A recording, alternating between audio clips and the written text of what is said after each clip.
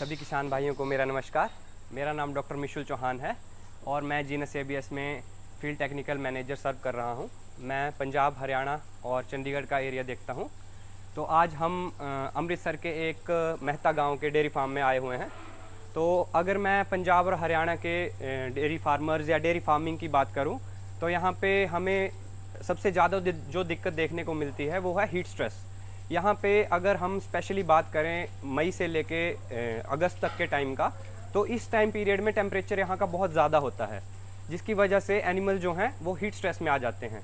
तो जब भी एनिमल्स हीट स्ट्रेस में आएंगे तो एक तो उनकी मिल्क प्रोडक्शन बहुत कम हो जाती है, और मिल्क प्रोडक्शन कम होने के साथ साथ एक तो उनकी जो रिप्रोडक्शन की एफिशिएंसी है, जो कंसेप्शन की एफिशिएंसी है, वो भी बहुत कम हो जाती है।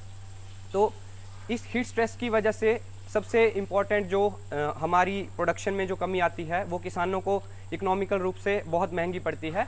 और साथ में दूसरा जो इसका एक बहुत हमारे को जो इसका एक दुरुपयोग देखने को मिल रहा है वो है कि हमें हीट स्ट्रेस में एम्ब्रियोनिक मोर्टेलिटी बहुत ज़्यादा देखने को मिलती है।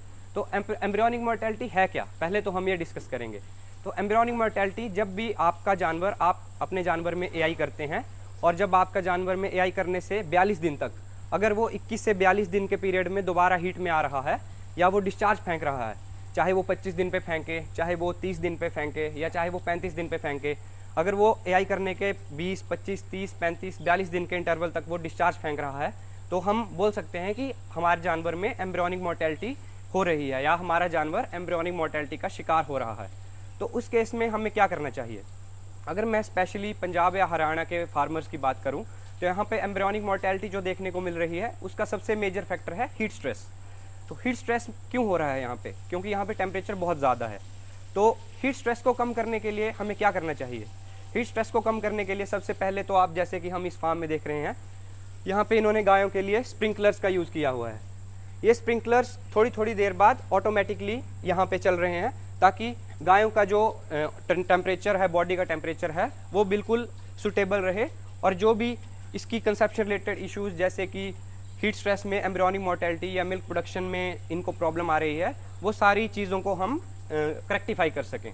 साथ में 24 आवर्स इन गायों को ठंडा पानी, क्लीन वाटर और फ्रेश वाटर उपलब्ध होना चाहिए। और साथ ही साथ इनको बहुत से बिल्कुल, जैसे कि यहाँ हम देख रहे हैं, धूप में, बिल्कुल धूप के सामने ना रखें, इनके शेड जो है छाया में हो और प्रॉपर वेंटिलेशन वहाँ पे होनी चाहिए। हवा एक साइड से जाके दूसरी साइड को क्रॉस होनी चाहिए, जिसको हम बोलते हैं क्रॉस वेंटिलेशन। इसके अलावा हीट स्ट्रेस का सबसे जो कॉमन जिसमें हम फैक्टर बोल सकते हैं, हीट स्ट्रेस से होता क्या है कि एनिमल में जो है, हम साइंटिफिक भाषा का प्रयोग करें तो स्ट्रेस हार्मोन्स जो हैं बॉडी में रिलीज़ होने लग जाते हैं। तो ये स्ट्रेस हार्मोन्स जब भी बॉडी में रिलीज़ होंगे तो जो यूट्रस का एनवायरनमेंट होता है, यूट्रस में एनवायरनमेंट चाहिए होता है एक स्पेसिफिक, जिसमें कि बच्चा ग्रो करता है, वो जो यूट्रस का एनवायरनमेंट है वो ख़राब हो जाता है।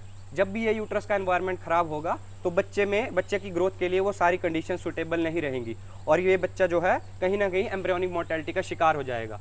तो सबसे बड़ा फैक्टर जो मैं आपको इन मंथ्स में बता रहा हूँ, जो आपके एनिमल्स की कंसेप्शन को इम्प्रूव करेगा, वो है हीट स्ट्रेस को आपने कैसे दूर करना है। तो आज मैंने आपको कुछ चीज़ें बताई जो कि हीट स्ट्रेस को, आप जिसको अपने फार्म में हीट स्ट्रेस को मैनेज कर सकते हैं। धन्यवाद।